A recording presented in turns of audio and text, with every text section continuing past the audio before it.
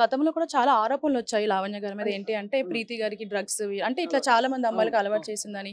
ఇప్పుడొచ్చేసి కొన్ని వీడియోస్ బయట పెట్టడం గాని. ప్రీతియే కాదు, ఇంకొక అమ్మాయి కూడా. అంటే డ్రగ్స్ అలవాటు చేయడం ఒకటి చాలా పెద్ద తప్పది. ఇంకొకటి అలవాటు చేసిన తర్వాత వాళ్ళు చేసే బిహేవియర్ ఏదైతే ఉందో దాన్ని చిత్రీకరించి న్యూడ్ వీడియోస్ కావచ్చు, ఇంకేదైనా కావచ్చు, అవన్నీ కూడా పెట్టి వాళ్ళని బ్లాక్మెయిల్ చేస్తూ వాళ్ళ జీవితాలు నాశనం చేస్తున్న పరిస్థితి.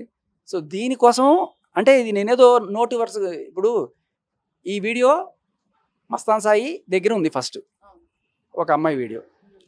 ఆ వీడియో ఏదైనా మస్తాన్ సాయి పెట్టి ఉండాలి డార్క్ వెబ్లో, లేకపోతే లావణ్య పెట్టి ఉండాలి, వీళ్ళిద్దరికే ఛాన్స్ ఉంది. అయితే సరే మస్తాన్ సాయికి అవసరం లేదు, ఈవిడికి అవసరం ఉంది అనుకుందాం.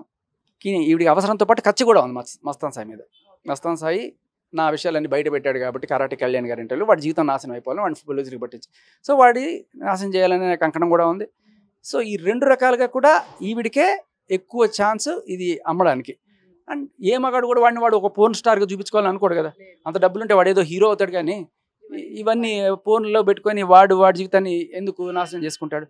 అండ్ ఇంకోటి ఏంటంటే వాళ్ళ భార్య ఫోటోలు కూడా ఉన్నప్పుడు ఎవరికైనా సరే వాడు ఎంత ఎదవైనా ఎంత డ్రగ్స్ చేసినా పెళ్ళం ఫోటోలు దాంట్లో ఉన్నాయి, అది పోలీస్ ఆఫీసర్ చూసినా మీడియా వాళ్ళు చూసినా ఎవరికైనా ఇబ్బందిగానే ఉంటుంది కదా. సో ఏదో రకంగా ప్రాణాలకు తెగించైనా సరే తెచ్చుకుందాం అనుకున్నాడు.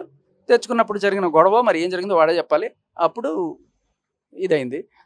బట్ ఈ అమ్మాయి ఇలాంటి పని చేస్తుందని చెప్పడానికి ఇంకొక సాక్ష్యం ఏంటంటే దీంట్లో ఈ వీడియోలో ఉన్న ఇంకొక అమ్మాయి, ఆ అమ్మాయి గత కొన్నాళ్ళ క్రితం ఇదే నార్సింగ్ పిఎస్లో కంప్లైంట్ ఇచ్చింది. ఇట్లా ఈ అమ్మాయి మస్తాన్ సాయికి నాకు మధ్య ఉన్న కొన్ని ప్రైవేట్ ఫోటోలు మస్తాన్ సాయి ఫోన్ నుంచి గుంజుకొని నన్ను బ్లాక్మెయిల్ చేస్తోంది. ఈ ఫోటోలు మా నాన్నకి, కన్న కూతురు ఫోటోలు అటువంటివి కన్న తండ్రికి పంపించి చేసిందనే కంప్లైంట్ ఇప్పటికీ నార్సింగ్ పిఎస్లో ఉంది. సో ఇప్పుడు ఎవరికి ఛాన్స్ ఉంది మనకు క్లియర్ కట్గా అర్థమవుతుంది. ఈ బ్లాక్మెయిలింగ్ బాపతంతా కూడా ఈవిడే చేస్తుంది ఫస్ట్ నుంచి అనేది అర్థమవుతుంది. మరి ఇదే దీంతో అతని హార్డ్ డిస్క్లో ఉన్నవన్నీ కూడా ఆవిడ మీడియాకి ఇచ్చి బయటపెట్టడం, ఈ డార్క్ వెబ్లో పెట్టడం, ఇవన్నీ చేసి అమ్మాయిల పరువు చేసిన దానికి ఆవిడ ఖచ్చితంగా శిక్ష అనుభవించాలి. కాకపోతే వీళ్ళందరూ కూడా ముందుకు వచ్చి కేసులు పెట్టలేరు. బట్ ఒక అమ్మాయి ధైర్యంగా వచ్చింది, ప్రీతి. కానీ అక్కడ నార్సింగ్ పిఎస్ అయ్యేటప్పటికి మనం అది కాల్స్ కూడా విన్నాం, పోలీస్ ఆఫీసర్స్ తోటి సరస సంభాషణలు ఇవన్నీ పెట్టిన తర్వాత అమ్మాయికి అక్కడ న్యాయం జరగలేదు, తీసుకోలేదు. ఇవాళ సాక్ష్యాలన్నీ ఉన్నాయి, చూద్దాం తీసుకుంటారేమో. ఇప్పుడు నా మీద పర్ఫెక్ట్ సాక్ష్యాలన్నీ ఉన్నాయి, ఇప్పుడు చంపేస్తా ఎలా ప్లాన్ చేస్తామని చెప్పి.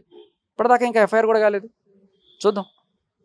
అంటే మన లావణ్య గారు ఏదైతే ఈ ఇష్యూ ఉందో, ఈ ఇష్యూకి సంబంధించి మీరు అండ్ మస్తాన్ సాయి గారు మాట్లాడిన ఒక కాల్ రికార్డింగ్ కూడా మేము విన్నాము. లైక్ ఏంటి అంటే ఈ ప్లేస్కి వస్తాను, ఈ కార్లో వద్దు, నువ్వు వేరే కార్లో రా అని కూడా చెప్పడం జరిగింది. అంటే మీరు చెప్పడం జరిగింది, దానికి ఏం చెప్తారు సార్?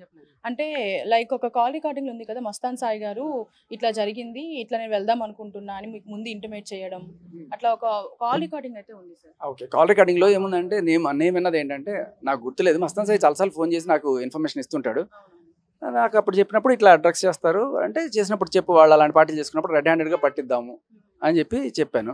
నీ కార్లో వద్దు, నీ కార్లో వస్తే తెలిసిపోతుంది, వేరే కార్లో రా అని అంటూ ఒకటి ఏమో మరి గుర్తులేదు నాకు, ఏమో అయి ఉండొచ్చు. ఎందుకంటే అతను పట్టించడానికి వెళ్తున్నాడు కాబట్టి అతని కారు గుర్తుపడితే ఒకవేళ రానివ్వరేమో అన్నట్టుగా చెప్పానేమో, నాకు గుర్తులేదు. బట్ అతను పట్టించడానికి వెళ్తున్నప్పుడు అతనికి జాగ్రత్తలు చెప్పాను అనమాట బేసికల్లీ. అయితే అతను లాస్ట్న ఒక మాట అంటాడు, ఒకవేళ లేకపోతే కాదు, నేనే పెట్టేస్తాను, ఎక్కడ దాపెట్టిందో మనకు తెలియదు కదా, నేనే పెట్టేస్తాను అన్నాడు. అన్నప్పుడు నేనే పెట్టు గిట్టు అనేం అనలా. నేను ఆ అమ్మాయి లక్ష్మీ పడాలకు కూడా డ్రగ్స్ ఇస్తుందా ఆ విషయం చెప్పంటే, ఇంటికి వచ్చిన ఎవరికైనా సరే డ్రగ్స్ ఇవ్వకుండా పంపించదు అంటే, టెస్ట్ చేస్తే పాజిటివ్ వస్తుందా అంటే ఖచ్చితంగా పాజిటివ్ వస్తుంది అని చెప్పినట్టు అక్కడ కట్ చేసి ఇక్కడ అతికించుకొని అది ఏదో చేసుకున్నారు వాళ్ళు. సార్, ఒక మన లావణ్య గారి విషయం పక్కన పెడితే, రీసెంట్గా మన జానీ మాస్టర్ అండ్ అలాగే శ్రేష్ఠి వర్మ గారు ఉన్నారు. శ్రేష్ఠి వర్మ గారు కూడా ఒక ఛానల్కి ఇంటర్వ్యూ ఇవ్వడం జరిగింది. ఆ ఇంటర్వ్యూలో తర్వాత ఒక వాయిస్ రికార్డింగ్ కూడా ఆవిడది బయటికి రావడం జరిగింది. లైక్ ఏంటి అంటే, ఆవిడ మర్చిపోలేకపోతున్నా, ఆయన కావాలి అనుకున్నప్పుడు ఎందుకు ఇంత చేస్తుంది తను? ఆయన దక్కలేదు కదా, నాకు దక్కంది ఎవరికి దక్కకూడదు. దాంట్లో క్లియర్ కట్గా ఉంటుంది, నేను మాస్టర్ ప్రేమించుకున్నాం, పెళ్లి చేసుకుందాం అనుకున్నాం, అక్కకి తెలిసిపోయింది, అక్క వచ్చి 4 పీకింది, మాస్టర్ని ఇంకా బోనివ్వలేదు. సో ఆ అక్కసు ఉంది, ఇంక ఎలా అయినా సరే ఆవిడ నుంచి ఆయన్ని దూరం చేయాలి.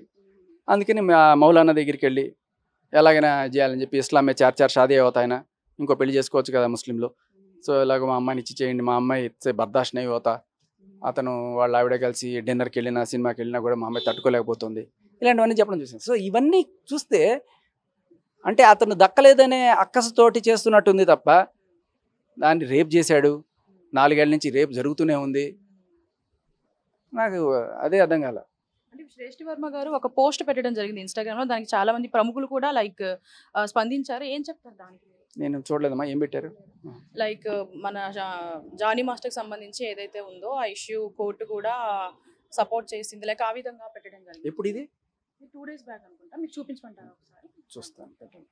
వాయిస్ ఆఫ్ ఉమెన్ అంటూ important update, film chamber of commerce wins case against. ఇది చాలా రోజుల క్రితం అమ్మా. అదేంటంటే చెప్తాను. ఇది జానీ మాస్టర్కి అంటే ఆయన పాపం 40 రోజులు జైల్లో పెట్టించారు, నేషనల్ అవార్డు పోగొట్టారు, ఆయన కొరియోగ్రాఫర్ ప్రెసిడెంట్షిప్ నుంచి తొలగించారు.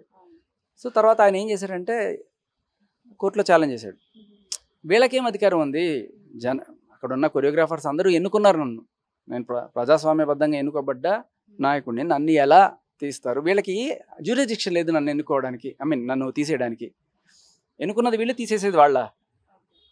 సో చైర్మన్ గారు పిలిచారు, వాచ్మెన్ గారు వెళ్ళిపోమంటే వెళ్ళిపోతావా అన్నట్టుగా ఆయన కేసు పెట్టారు. పెట్టినప్పుడు కోర్టు మరి ఎందుకో చెల్లదని చెప్పి కొట్టేసింది. బట్ దాన్ని హైకోర్టులో ఛాలెంజ్ చేస్తున్నారు వాళ్ళు, తెలుస్తుంది. ఏదేమైనా దానికి సంబంధించిన తీర్పు తప్ప జానీ మాస్టర్ హెరాస్ చేసేసాడు లేకపోతే దానికి ఏం కాదు. కాకపోతే దీనికి అది లింక్ పెట్టి ఆయన హెరాస్మెంట్ నిజమే అన్నట్టుగా చెప్తున్నారు. అంటే ఇప్పుడు ఏదైతే ఇంటర్వ్యూ ఇవ్వడం జరిగిందో శ్రేష్ఠి వర్మ గారు, అది చూసాక చాలా మంది పాపం సింపతి చూపిస్తున్నారు. సో అసలు ఎవరిది మిస్టేక్ అంటారు మరి? మిస్టేక్ అంటే పొరపాటు అంటే సరే క్షమించవచ్చు, కానీ కావాలని చేస్తే క్షమించలేము మనం. సో వీళ్ళిద్దరూ ఏదో ఒక క్షణంలో ప్రేమలో పడ్డారు అనుకుందాం. వీళ్ళిద్దరూ పొరపాటున ఏదో దీంట్లో సరే ఆ డ్యాన్సులు గిన్సులు క్లోజ్గా చేయాల్సి వస్తుంది, ఏదో ఒక సెకండ్లో ప్రేమ పుట్టింది అనుకుందాం. కానీ అది పొరపాటు అనుకున్నా కూడా దాన్ని కంటిన్యూ చేసుకోవడం ఇద్దరికి తప్పే. సరే ఆ తప్పు కూడా మనం చట్ట ప్రకారం చెప్పలేము తప్పని, కానీ అసలు పెద్ద తప్పు ఏంటంటే తప్పుడు కేసులు పెట్టడం. ఆయనకు దక్కలేదు, ఓకే, నన్ను ప్రేమించాడు, పెళ్లి చేసుకోవాలన్నాడు, పెళ్లి చేసుకోలేదు, అందుకు కేసు పెట్టు. పోక్సో ఏంటి? నువ్వు 18 ఏళ్ళు దాటిన తర్వాత కదా డీలోకి రావాల్సింది. మరి తప్పుడు సర్టిఫికేట్లు పెట్టి నువ్వు వస్తే అది వాళ్ళ తప్ప ఎలా అవుతుంది? 18 నుంచి 24 డీ జోడి, మరి దాంట్లోకి వచ్చావు. నువ్వు వచ్చి ఇప్పుడు వేరే అనుకోండి, 10th క్లాసు 10 ఏళ్ల బాబే క్లియర్ చేస్తున్నాడు, ఈసారి వాడి తెలివితేటలు ఎక్కువ ఉన్నాయంటే పెట్టచ్చు, ఎందుకంటే వాడికి అంత చదువు. బట్ ఈ సిడక్టివ్ డ్యాన్సులు ఇవన్నీ చేయడానికి 10 ఏళ్ల పాప చేస్తుందంటే చేయిస్తారా? చేయించరు. ఎంత టాలెంట్ ఉన్నా కూడా చేయొచ్చు. నాకు టాలెంట్ ఉంది నేను చేస్తానంటే పక్కకి వెళ్ళి ఆడుకోమ్మా, 18 ఏళ్ళు దాటిన తర్వాత రా అంటారు. సో బేసికలీ అటువంటి ప్రోగ్రామ్కి 18 ఏళ్ళు అని చెప్పి రావాలి. నువ్వు వచ్చిన తర్వాత నువ్వు పోక్సోని ఎలా అంటావు? అదొక తప్పు. ఇంకోటి, అక్కడ ఎక్కడ విన్నా కూడా నువ్వు ప్రేమించావు, నువ్వు వెంబడబడ్డావు, నువ్వు ఆయన వేధించాలి, నువ్వు ఆయన పీడించాలి అన్నదే కనబడుతుంది తప్ప ఆయన నేను వేధించినది ఏమైనా ఉంటే నువ్వు బయట పెట్టి చూపు జనాలకి. సో ఇప్పుడు నేను ఇవి బయట పెట్టలేదు అనుకోండి, ఈ మేబీ ఇప్పుడు ఎప్పటికీ బయటకు రాకపోవచ్చు, నన్ను చంపడానికి కూడా ప్రయత్నిస్తున్నారు. ఈ నిజాలు నాతోనే సమాధి అయిపోతాయి, జనాలకి చెప్పేవాడు ఎవడు. అండ్ ఇంకోటి ఏంటంటే కోర్టు చూసుకుంటుంది కదా అంటే, ఒక 40 రోజులు మనిషిని జైల్లో పెట్టారయ్యా. ఆయన రేపు చంపేసిన తర్వాత, ఉరి చేసేసిన తర్వాత, లేకపోతే ఆయన ముసలాడు చచ్చిపోయిన తర్వాత, ఆయన పరువంతా పోయిన తర్వాత అప్పుడు కోర్టు తీర్పిచ్చి ఏం లాభం? మన ఇండియాలో జస్టిస్ తొందరగా జరుగుతుందో కూడా తెలిసే కదా. ఈ లోపల నువ్వు మీడియాలోకి వచ్చి పరువు తీస్తే ఆయన పరువుగా బతకాల్సిన హక్కు ఆయనకు ఉంది కదా. నువ్వు మీడియాకి వచ్చి ఇంటర్వ్యూ ఇచ్చావు, మరి దానికి సమాధానం చెప్పుకోవాలి కదా. నువ్వు అడిగావు, నా కళ్ళ ముందు ఒక మనిషి నిర్దోషి అని తెలుస్తున్నప్పుడు ఆ సాక్ష్యాలు నేను బయటపెట్టడం ఏ రకంగా తప్పు అవుతుంది? అంతే. దానికి కూడా నా మీద కేసులు పెడతారు.